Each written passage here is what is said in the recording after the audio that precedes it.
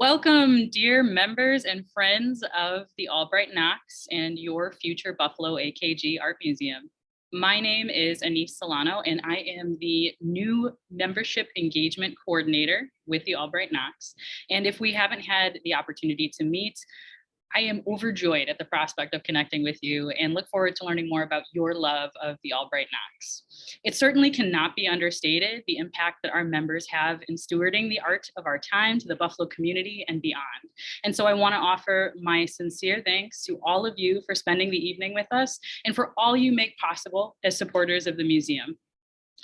On behalf of all of us at the Albright Knox, I am so excited to welcome you to tonight's presentation and the first event in the 4-part virtual After Hours Construction Edition series.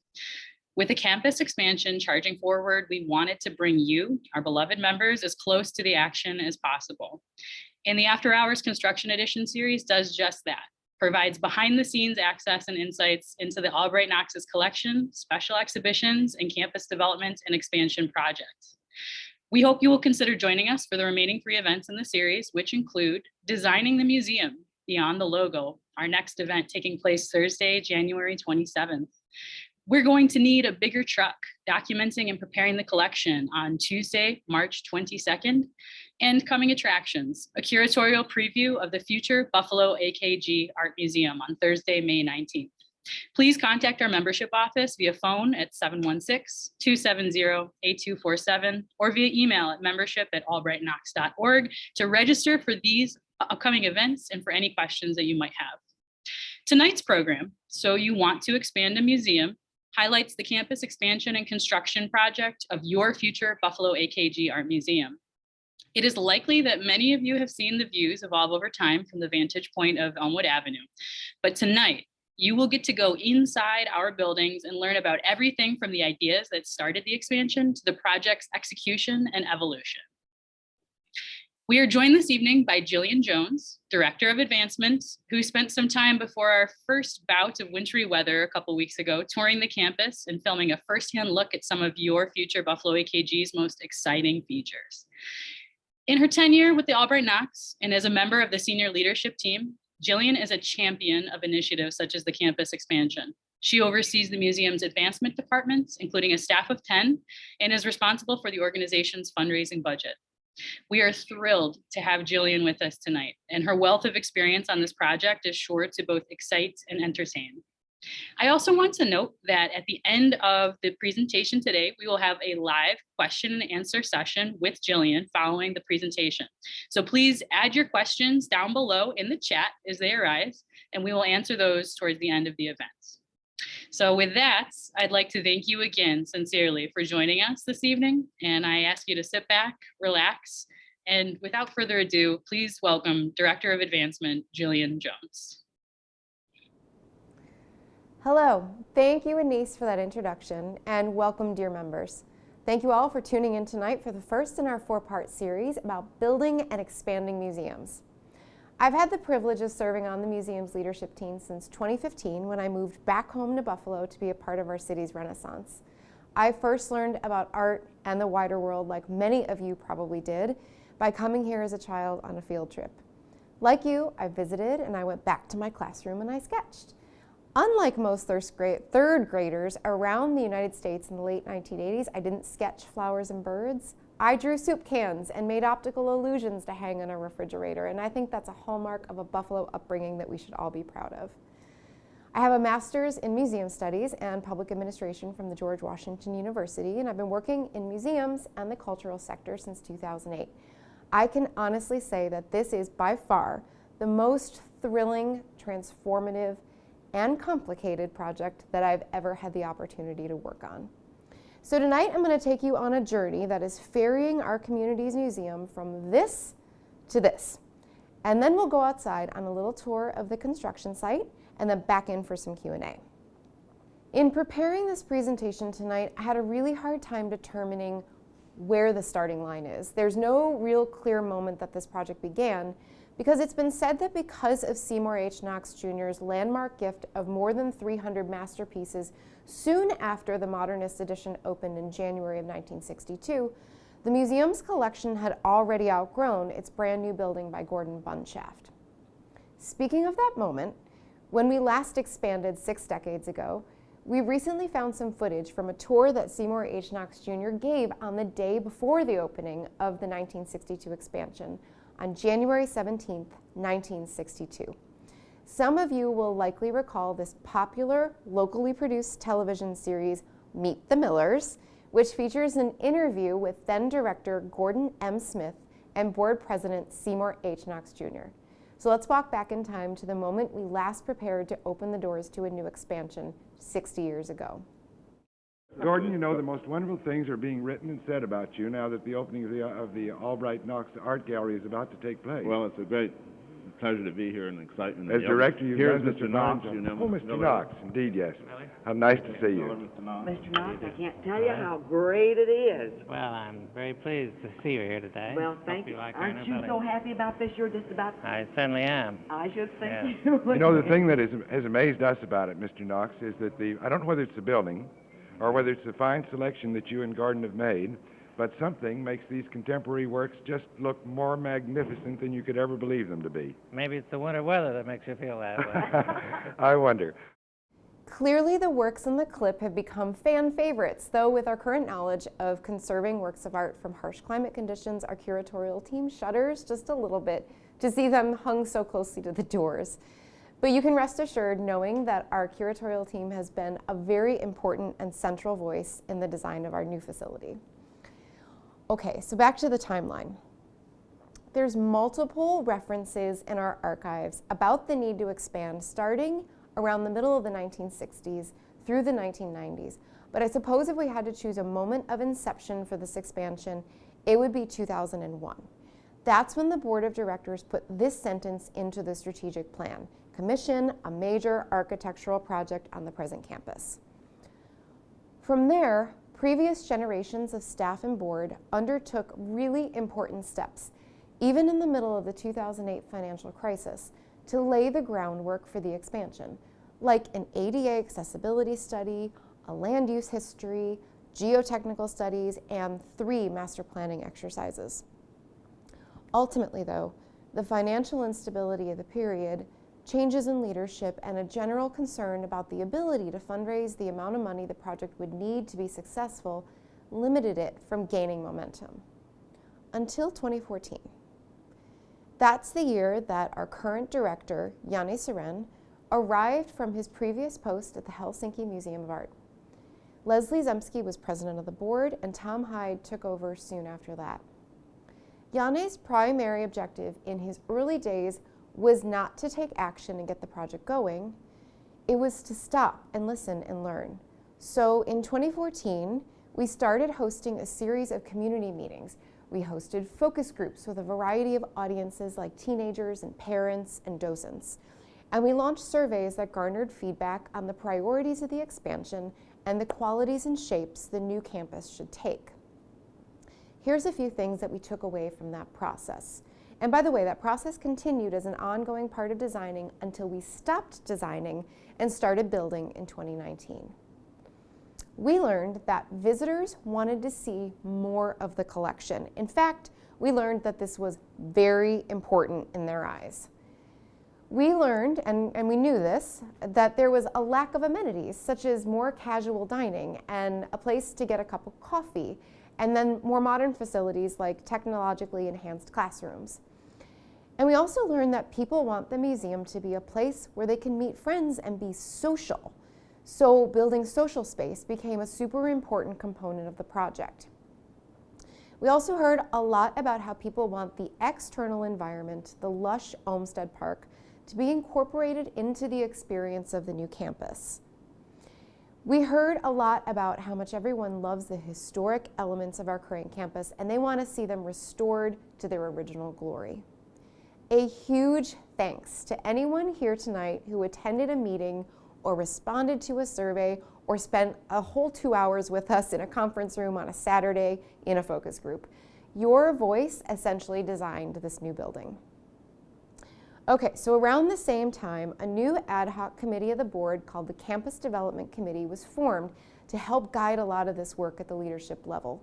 And they sifted through all of that community feedback. They looked at all the studies that had been done, and in the early summer of 2015, the board endorsed a list of top 11 desirables that had been informed by the listening tour.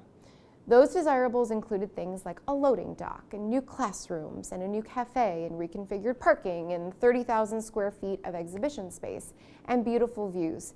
There was no way to choose 10, it had to be 11. So that list was really important because it formed the basis for us to start the process of a request for qualifications and a request for proposals from architects, RFQ, RFP. Here's where things got interesting. We thought very long and very hard about the kind of architect Buffalo needs. We turned over a lot of rocks. We peeked around the facades of buildings around the world designed by people like Sir Norman Foster and Frank Gehry and Zaha Hadid and Renzo Piano and Santiago Calatrava, all the big names you know. We thought about what was appropriate for Buffalo and for the existing historic environment and for our Olmsted Park. And we came to the conclusion that we need two things. The first was a partner who was ready to collaborate and put the needs of Buffalo first. And second, an artist whose career was still being defined, much like the artists you've grown accustomed to seeing in our galleries. Nurturing the talent of a rising star is a hallmark of our operational ethos, so why shouldn't it extend to all things we do as a cultural organization? In that way, we focused on architects whose careers were relatively new in the United States, especially in the realm of museums. We started with a list of 55 potential architect partners, and as a team over the holidays in 2015-16, we ranked them from 1 to 55 by a suite of criteria.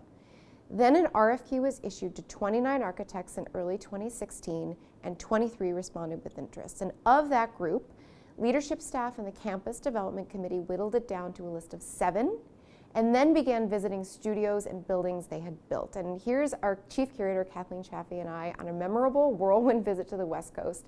Between the two of us, we saw 6 buildings in 2 days in 3 cities. My colleagues did the same around the United States, and all told, we saw roughly 24 cultural buildings designed by our short list of architects. Our goal was to observe how people moved in the buildings and how the built environment and the natural environments were connected, and then also really mundane things like what the loading dock looked like and what kind of equipment was behind the ticketing desk. And we spent a lot of time looking at gallery spaces. From there, 5 studios were invited to submit a proposal. All 5 studios could have been the architects for this project. They were all outstanding in their field and bullish on Buffalo. But here's the kicker. We took a very unusual step at this stage in the game. And instead of engaging 5 architects in a design competition where the winning design was selected to be built, we asked them to respond to 3 exercises with the goal of finding a partner. We made sure to say to them, we just want to get to know you and see how you work through these exercises. If you're chosen, we might not build anything you suggested, so please be prepared to just scrap it all and go back to the drawing board with us. So here were those exercises. The first, provide a conceptual approach that includes 60,000 gross square feet of new construction with minimal repurposing of our existing facilities. The second, provide a conceptual approach that includes 30,000 gross square feet of new construction with substantive repurposing or addition to our existing facilities. And then the third, do whatever you want, be creative, provide an unscripted conceptual approach for consideration. Then, in another rather uncommon twist, we told the architects that their presentations would be live to a very large audience. About 90 people attended, including partner organizations, local builders, architects, funders. We really put these 5 architects on the spot, and they really rose to the challenge. A committee comprised of board and staff scored the presentations and concepts against preset criteria. And I had the privilege of being a part of that process, and I can tell you that while we loved all of the brilliant ideas presented, it came down to 2 firms that were locked in sort of a dead heat for about a week until we collectively recalled that the number 1 criteria for being the architect of this project was a willingness to be a partner and a give and take, an excellent listener and a collaborator, and it was really about the synergy between our teams. OMA and Shohei Shigematsu won out in that regard. The committee made the recommendation to the board, and the board voted to appoint OMA as the project architect in June of 2016. Okay, so we have an architect. We have the stirrings of a design, and we're going to get back to design in just a second. But what are we missing? Money, the cash, the dollar bills that would actually make all of this happen. In late 2015 and early 2016, we did what most organizations about to undertake a capital campaign do, something called a feasibility study. It's an exercise by which you determine the likelihood of raising a certain target of money, and it's usually done by a consultant. And that's what we did. We completed our study at the same time that OMA was awarded the project, and it told us that we could expect to raise about $80 million, $60 to $80 million. Now, $80 million is a huge sum of money by any standard. But in this regard, it didn't feel like quite enough, because we knew we had to build a new building, we had to renovate the historic buildings, we had to address parking by most likely putting it underground, and build up our operating endowment to ensure we could responsibly run an expanded campus. We had early estimates for the budget, but you can't really understand the estimates and the budget and the reality until you're building. And those estimates were like 80 to 100 million. There was nothing we could do but plan really well and be bold and ambitious. Bob Wilmers, the late CEO and chairman of M&T Bank, one of our most ardent supporters and partners, was the capital campaign chairman, and a small committee was gearing up for the largest capital campaign for a cultural organization in the history of Western New York. Little did we know that a very long-standing museum supporter, truly an angel in our book, had been clipping headlines about the project out of the Buffalo News, sticking them in an envelope and sending them to her son in Los Angeles, who had become a collector of modern art and an extremely successful bond trader. You know by now that I'm speaking about Carol Gunlock, dear Carol Gunlock, the mother of our great benefactor, Jeffrey Gunlock, and together they fundamentally changed the landscape of what was possible with respect to this project. At the end of June in 2016, after about 2 months of phone calls between our director, Yane, and Mr. Gunlock, he issued us a challenge. If we raised $50 million from a specific set of sources in amounts that corresponded to a public-private matching scenario, Jeffrey would kick in $42.5 million. And then he raised the stakes. It had to be completed by Labor Day. This was late June, so we had 11 weeks to complete the challenge. I could spend a whole hour talking about just that story and the incredible way that Buffalo and so many patrons rose to the challenge. But I'll leave you with this headline from September 23rd, 2016. Mr. Gunlock went on to give 2 other gifts of $10 million and a final matching challenge of $2.5 million issued to us this summer via tweet, that was a first, for an astounding total of $65 million. He and his wife Barbara and their amazing family, which mostly lives locally, have fundamentally changed our city for the better. And I am so proud to very soon officially be working for the Buffalo AKG Art Museum. The AKG, of course, standing for Albright, Knox, and Gunlock. The campaign continues. Now, we have raised roughly $168 million towards the project, and right now we are indeed experiencing some COVID-related impacts, just like the rest of the world that is waiting on raw materials and dealing with shipping challenges. We won't fully understand the implications of these challenges until this winter passes, because harsh or mild winter conditions will have their own impacts as well. So at this moment, I will just say the campaign continues, but not without first saying a huge thank you to every donor to this campaign. The appropriate words to describe the depths and scope of our gratitude don't exist. Whether you gave $1 or $100 or $1 million or, like Mr. Gunlock, much more, your gift matters, and it is now part of something we are collectively gifting to future generations. Thank you. Okay, so let's get back to design, because I have to admit that I've never before been a part of designing anything architectural, and here's what I've learned. It's a very, very iterative process, highly premised on creativity and experimentation, like a mind-boggling amount of experimentation. And before I walk you through a virtual tour of the museum we're actually building, I would love to show you all the other ideas that we didn't build. So you remember the 3 challenges that all of our 5 final architects responded to. I'm going to show you what OMA responded with. This is their response to the 60,000 square foot addition with minimal adjustment to the existing buildings. Considering the importance of the park as a feature of the campus, I mean, they really studied the Olmsted Park, they partially submerged a large gallery addition so that all the spaces still received natural light, but the existing buildings would not have their view sheds interrupted. For the 30,000 square foot intervention with more substantial changes to the existing building, they gave us this, a scheme that put the addition between the 1905 and 1962 buildings where the park became embedded into the actual building and visitors could walk up and over it. And we had like so much fun imagining sledding at the Knox parties with this scheme. And then we landed here, a very reasonable and well-liked idea that worked well in terms of circulation.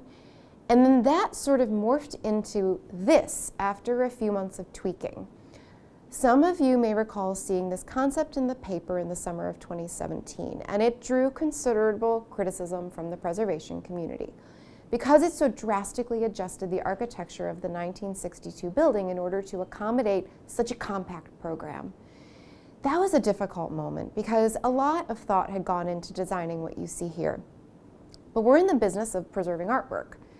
And the preservationists and representatives of the State Historic Preservation Office with whom we worked are in the business of preserving artwork of a different kind, architecture.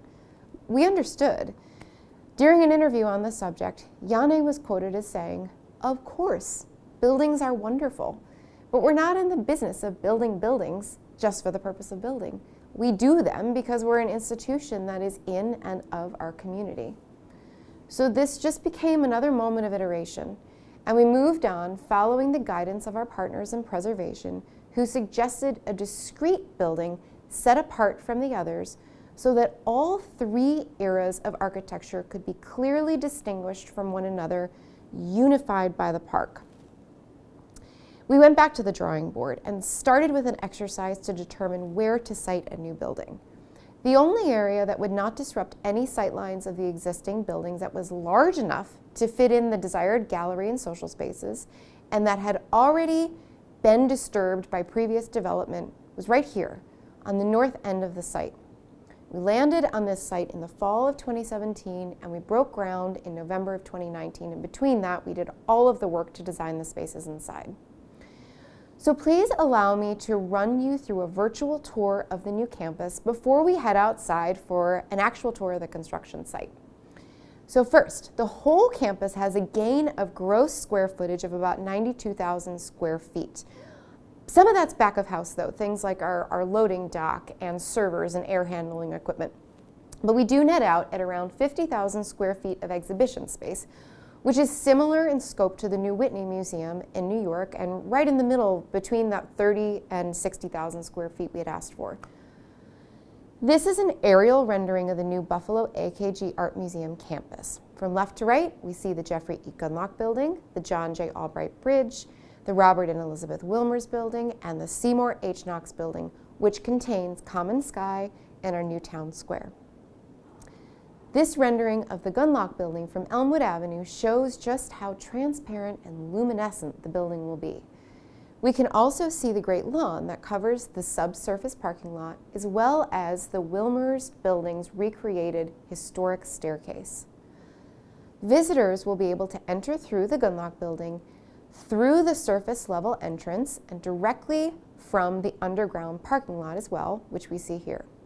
The striking design we see on the walls is actually a new site-specific commission by the extraordinary Swedish artist Miriam Bäckström.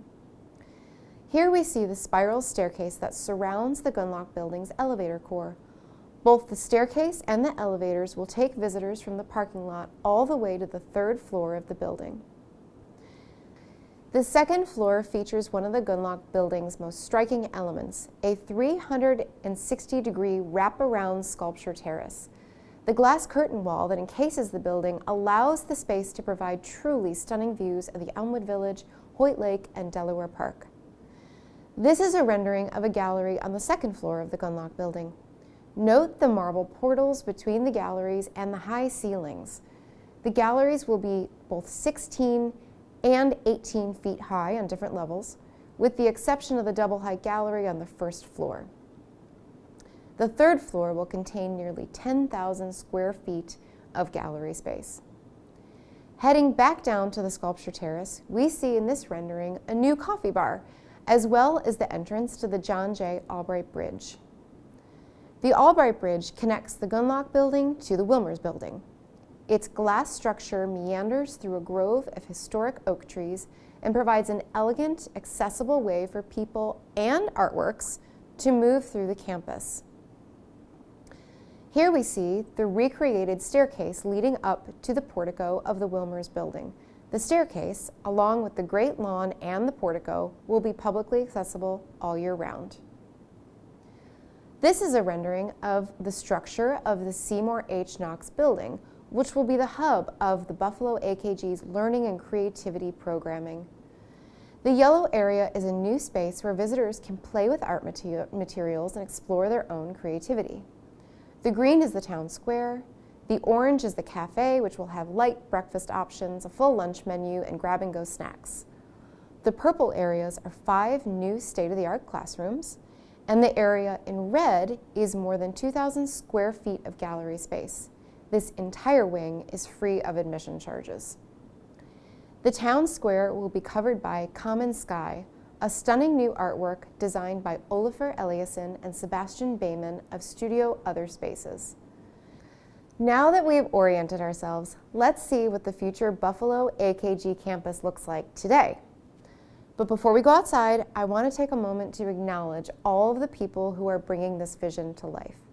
From our incredible staff and board of directors under the leadership of Peggy Pearselfin director Dr. Yanni Seren and our board president Alice Jacobs, to Shohei Shigematsu and his partners, Lawrence Su and Paxton Sheldall and the whole OMA team. There are hundreds of people on site every day, like Gilbane, our construction management company, and our owner's representative, ARC Building Partners. There is a very, very long list of specialized contractors, equipment providers, and technical consultants we work with, as well as our amazing elected officials and partners in the public sector and local and state agencies who have guided us at critical moments in the journey. The list is endless. But most of all, I want to say to everyone who has played a role in this project by sharing their ideas, providing financial and moral support, and especially the construction workers physically building the museum day in and day out in all weather. You are all the life of the project right now. Our hats go off to you for the enormity of this undertaking and the Buffalo grit and spirit with which you all approach your tasks. Now let's put on our hard hats and go outside. Hi everyone, so here we are standing on the active construction site. It's the middle of the day and there are lots of workers behind me. You might hear some background noise. And you're looking at the brand new Jeffrey E. Gunlock building. This building has 4 floors, 3 above grade, and 1 acts as a lower level lobby, so that if you as a visitor pull into campus and into the subterranean parking lot, you'll enter through that lobby and then up to 3 floors of galleries.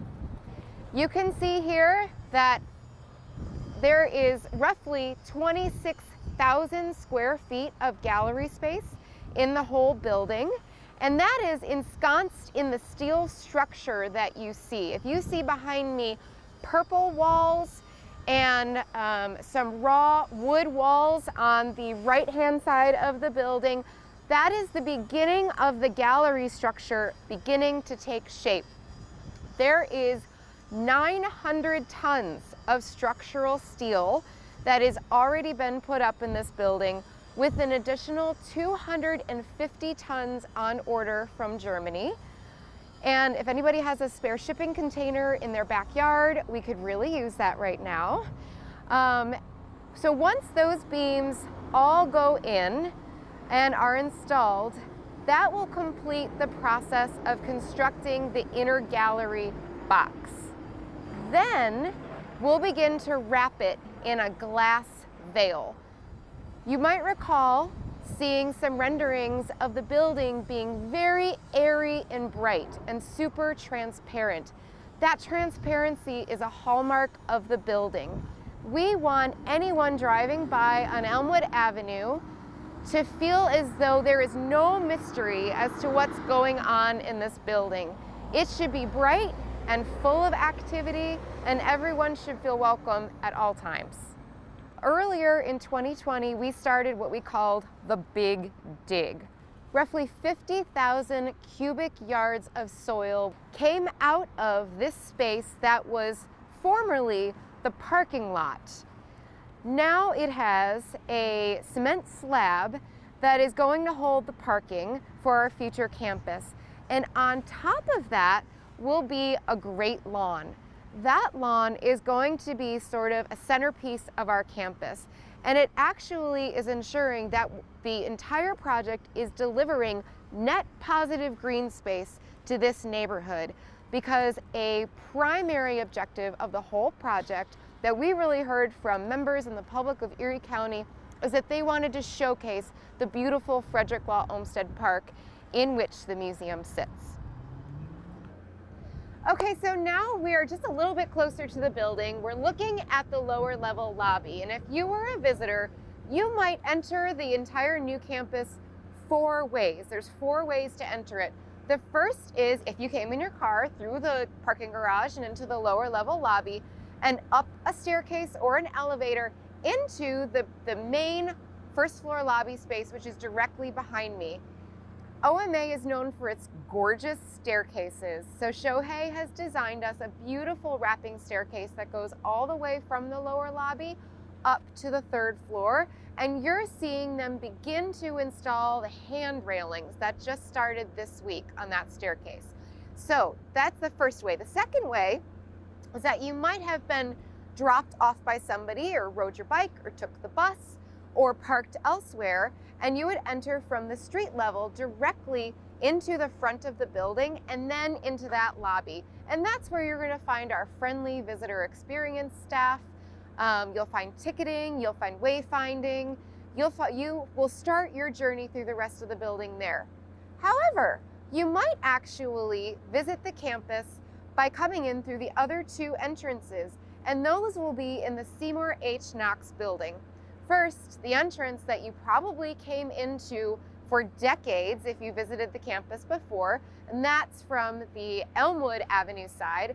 But we're adding a new entrance also on the east side directly from the park. So if you are picnicking with your family in the beautiful Olmsted Park and it starts to rain, you can just come on in and take shelter directly from the park.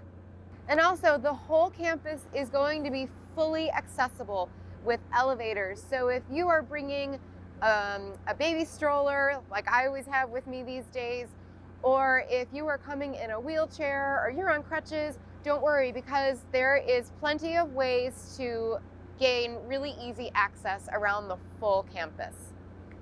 This first floor is going to have 6 galleries. It's about 10,000 square feet of gallery space. One of those galleries will be a new media gallery dedicated to all types of new media. We would usually call this a black box theater, but given that it's on the perimeter of this beautiful glass and light filled building, we're calling it a glass box theater. Okay, so we took a little walk upstairs. We're now on the 2nd floor of the Gunlock building. As a point of reference, behind my left shoulder, you can see the Buffalo History Museum. And if I were to turn this way, I'm looking directly at Hoyt Lake.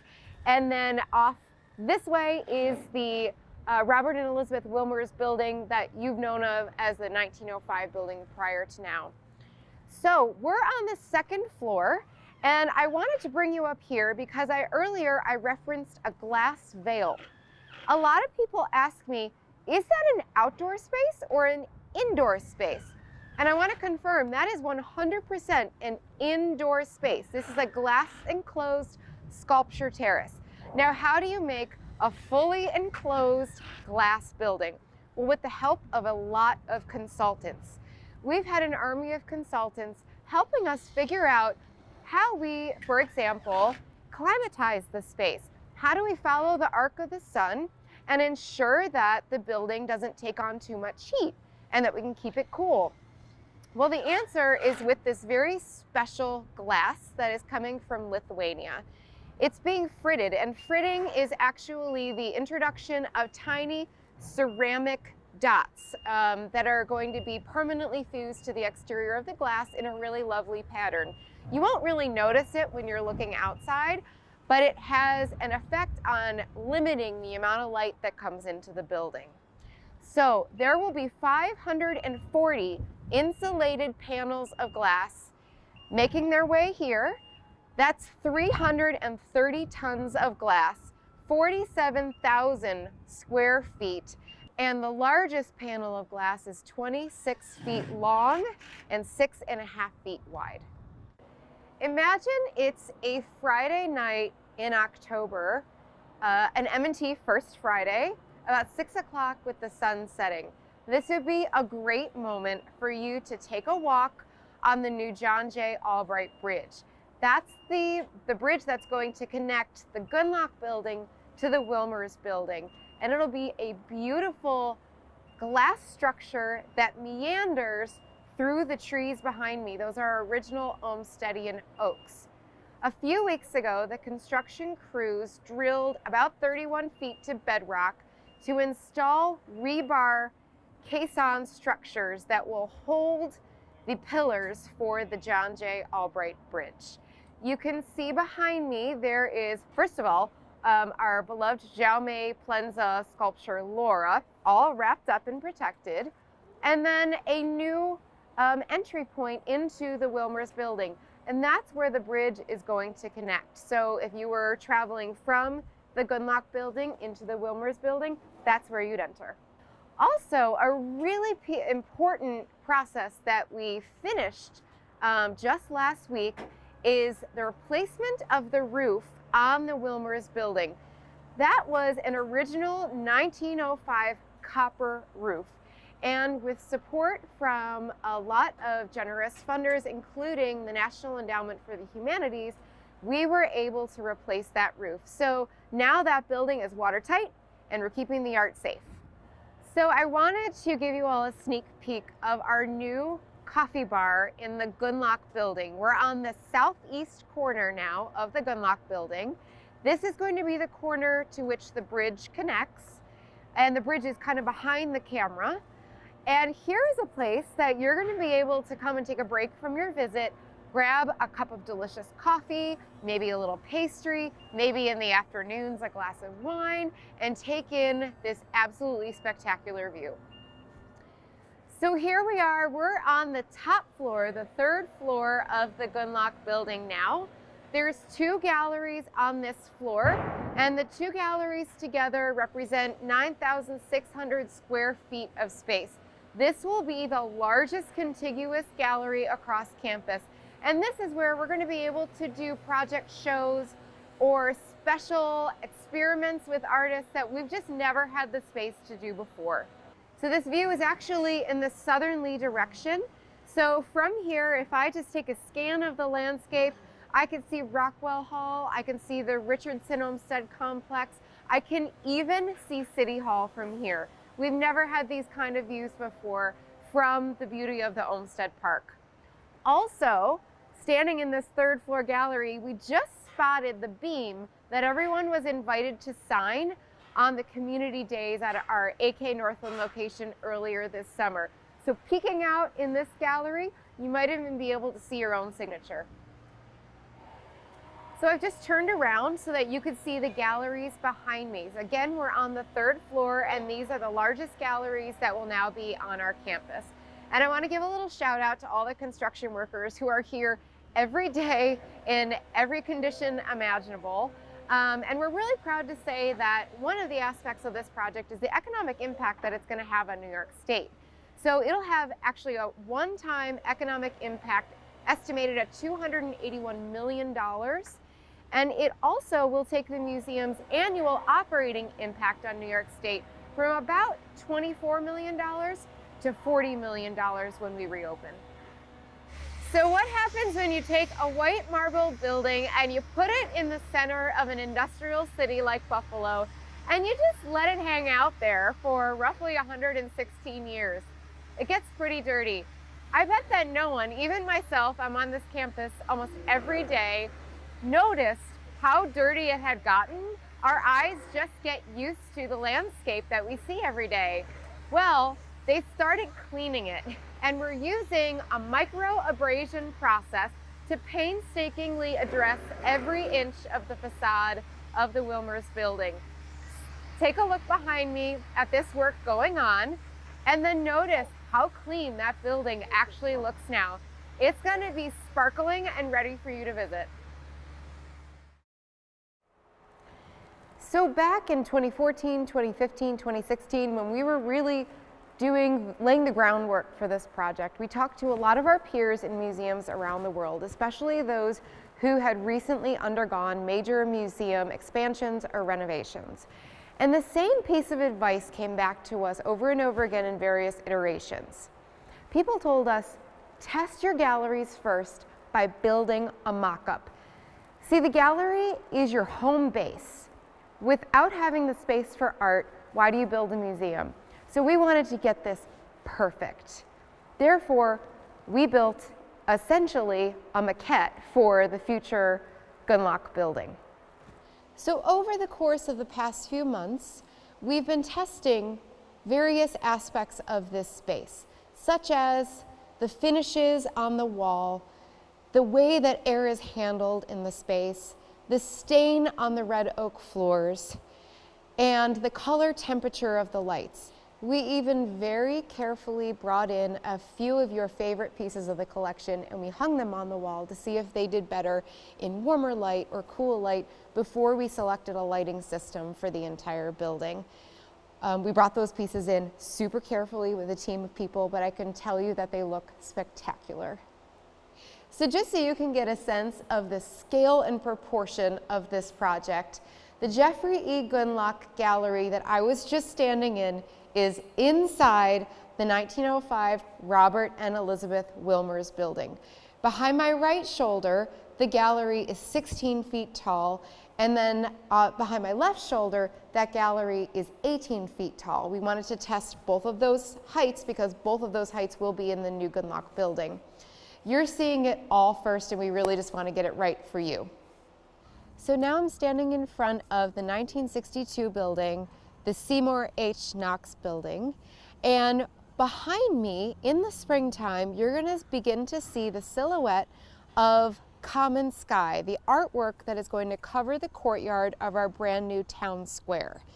Now, that artwork is quite an undertaking. It is designed by the artist Olafur Eliasson, Danish-Icelandic artist, and his partner Sebastian Bayman of Studio Other Spaces.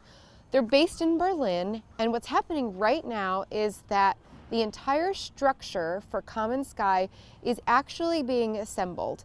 The framing, the glass, all of that is getting made in one piece. It's being tested and then fabricated, and then it's going to be taken apart and shipped to us here in sections where this spring you'll begin to see it be installed. It should be completed by about the middle to late summer of 2022. Thank you so much for joining me today on this little tour. I hope you enjoyed going on this journey with me. We obviously have a lot of work to do as a team. The dumpsters have to go, landscaping has to get filled in, but we can't do this without you, our members. Thank you so much for sticking with us during this time period. We promise that it'll be even better than you could ever imagine, and we can't wait to show it to you in 2022.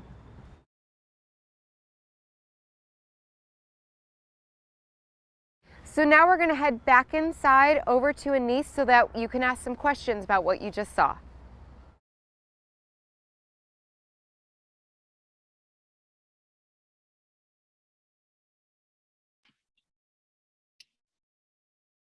Oh, I'm sorry. Great. Thank you so much, Jillian. Now I'm joined by Jillian back in our offices for the live Q&A portion of tonight's presentation. And Jillian, I just want to take a quick moment. I really appreciated that wonderful presentation. This was really incredibly informative and just visually striking. And honestly, I loved going on the journey with you through the campus construction. So thank you. I'm really excited to open the floor to questions now. And just as a note for our viewers, if you have a question that has not yet been entered in the Q&A feature down at the bottom of your screen, please do so now, and we'll do our best to address this during the Q&A portion with time permitting. So Jillian, I wanted to ask you, our first question is about the Ralph Wilson Foundation funding, about the perennial gift to the museum. How is that going to impact the campaign? You know, I know it was just recently announced, and I'm sure that's on the minds of our viewers. That's a great question, Anise, and thanks to whoever asked it.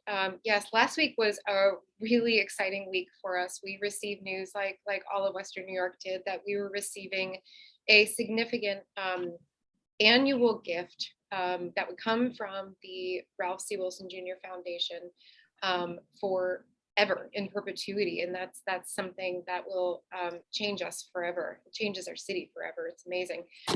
To clarify, there's two components of that gift.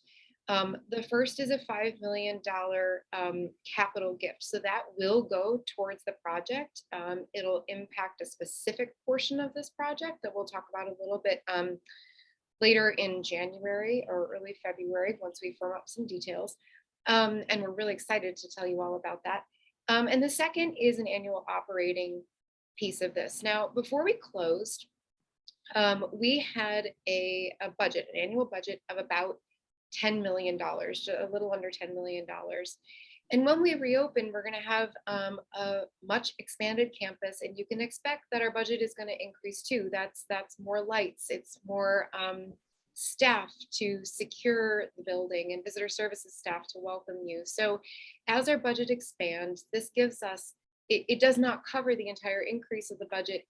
It does, though, help us to operate that expanded campus responsibly and with confidence. Great. Thank you very much. So our next question takes us back into the buildings here. Is there going to be a new auditorium? And is the garage one level? We had a two-parter there. Yes, the garage is one level. It's going to have about the same amount of parking spaces, a little bit more than before.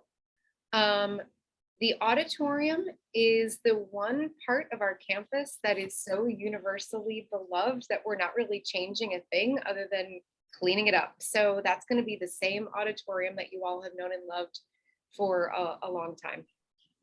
Okay, great. Thank you so much. Next question is, will there be a recording of tonight's presentation available? And yes, I can answer that for everybody. Yes, there absolutely will be a recording, and we will make sure that you are emailed that information after tonight. So another question that came from one of our viewers here. So multiple people are asking about an opening date for the museum. So do we know that exciting piece of information? This is a tough question to answer because, as I mentioned in the course of the tour a few times, we are, like a lot of people, experiencing some COVID-related impacts. There is some challenges with getting some of our materials here. That isn't just limited to Christmas presents. That is actually a challenge that we have been experiencing for a few months now. It does impact the project's timeline. However, the project's timeline also can be positively impacted. If we have a mild winter, we can make up some of that time. So the short answer to your question is we do not know. We had been saying pretty confidently fall of 22, like right in the middle of the fall. And now we anticipate that that will be either very late, very end of 2022, or in the first quarter of 2023. But again, we won't know the answer to that until after the winter passes and some of these conditions and factors all shake out. But you can expect to know the answer to that in the springtime as we do. Sure. Thank you. Thank you so much. Next question. Can you tell me a little bit about what element of the construction process has maybe been unexpected or surprising or maybe posed a challenge you weren't anticipating. How was this navigated? Well, the pandemic, and that's being navigated. That's being navigated presently, as we all are every day navigating it.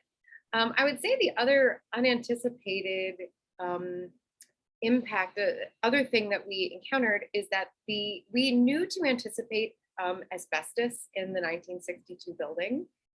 But as we really started to work in that building, it was far more extensive than we had previously thought. So that that really impacted the way that we had to sequence work in that building.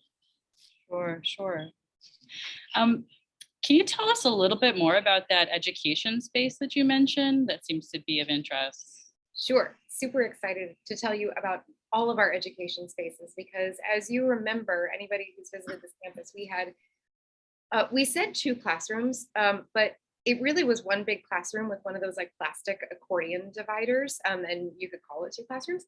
And those were beloved spaces for a long time. In the new campus, we're going to have 5 new state-of-the-art classrooms that are dedicated to specific audiences, such as children and families, or ceramics and printmaking, or drawing and painting. Those are just 3 examples. We also are going to have off of the town square a space that's roughly 1,000 square feet that we're dedicating to giving people the opportunity to play with materials, art making materials in a hands-on capacity. And it's really about creating and playing. And we don't have a title for it yet. We're working on that title right now. But this will be a space for all ages. And you can expect to sort of, sometimes contemporary art is difficult. You encounter something in the gallery and you think, how was that made? Or why was that made? Or why is it abstracted? What is abstract? We want to give people the tools to really make sense of those concepts. And so that's a space that is going to give you some guided activities to do that. That sounds awesome. Thank you for sharing more about that. And in a similar vein, we did have a question about the Great Lawn. How will the Great Lawn be used? Isn't that a public space? The Great Lawn is absolutely a public space. So I would ask you, how is it going to be used? You tell me. This is a space that will be well lit. We'll use it for picnics and summer concerts, and our learning and creativity team has ideas about like a day where you can do art alive, but with pets and dogs. I mean, like the concepts are unlimited right now. So maybe type it into the chat or into the Q&A. What's your idea? How would we use the Great Lawn? Yeah, I love that. Yeah, please do let us know. Another question from a viewer, will the Nancy Rubens, the boat sculpture, return to the west side of the campus? If you had seen what it took to move the Nancy Rubens canoe sculpture, that was an incredible 2-day undertaking. It will actually stay on the other side of campus. It'll stay on the east side of the campus. That's its new home. Okay.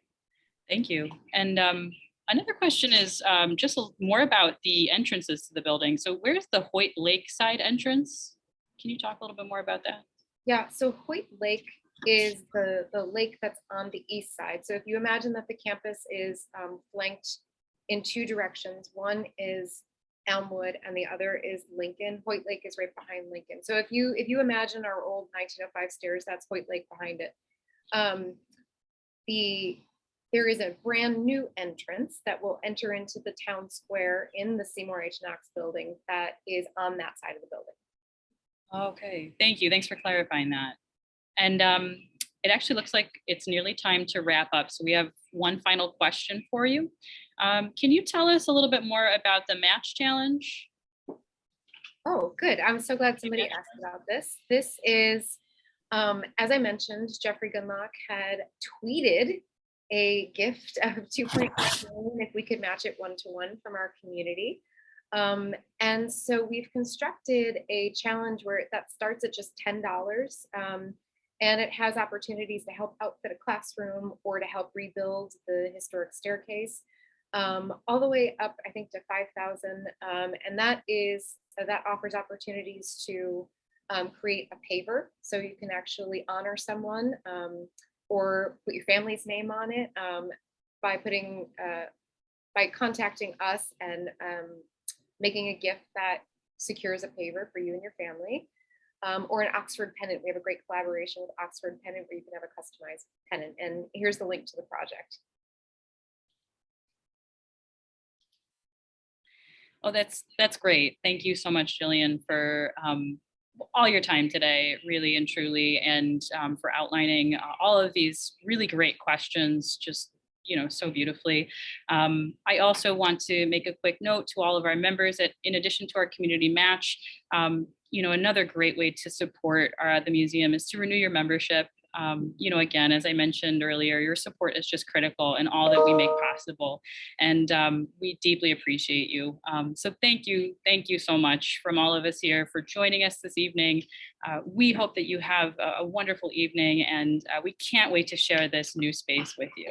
For any further questions, please feel free to email constructioninfo@albrightknox.org. We'd be happy to get you more information for any burning questions that were left unanswered. So again, thank you for joining us, and we hope you have a great evening.